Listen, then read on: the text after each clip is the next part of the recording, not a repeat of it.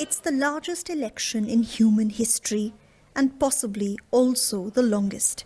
In a mammoth 2-month-long poll, nearly 1 billion people are eligible to vote. That's nearly 17 times the population of South Africa. Polling will be conducted in 7 phases, with a winner declared only on June 4th. India's Election Commission has called this a festival, celebrating the world's largest democracy, but it's a dance that needs to be executed flawlessly. The Election Commission admits the task at hand is staggering, which is why it's hoping to deploy 15 million security staff as well as voting officials over the course of the next 40 days across the country. Researchers say this could also be the most expensive election in Indian history, with parties estimated to spend about $14 billion to woo voters. That's double of what was spent back in 2019. That's the last time the country voted. An election this man won.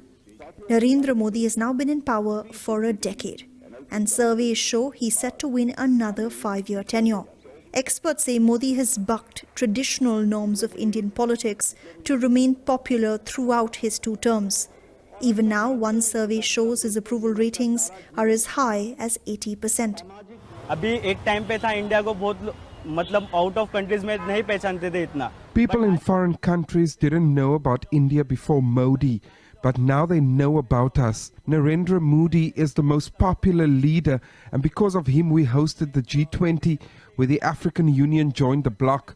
This told the world that India can achieve anything. I like Modi because he delivers. If he says he'll do something, it's not just talk, he does it.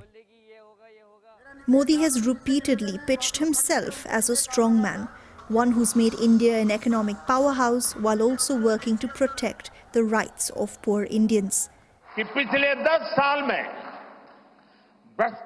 In the last 10 years, we've cracked down on corruption, something that robs the poor and the middle class of their rights. We've put an end to scams that stole billions, and those stealing from them are going to jail. But his critics allege he's cracking down on the opposition and not on the corrupt, and that this is the most skewed election India has seen in decades. In the months leading up to the polls, several prominent politicians have either defected to join Modi's party or have landed in jail on corruption charges they deny. Rahul Gandhi is the most recognizable face in a 24-strong opposition alliance that's been formed to take on Modi. This election is a fundamentally different election.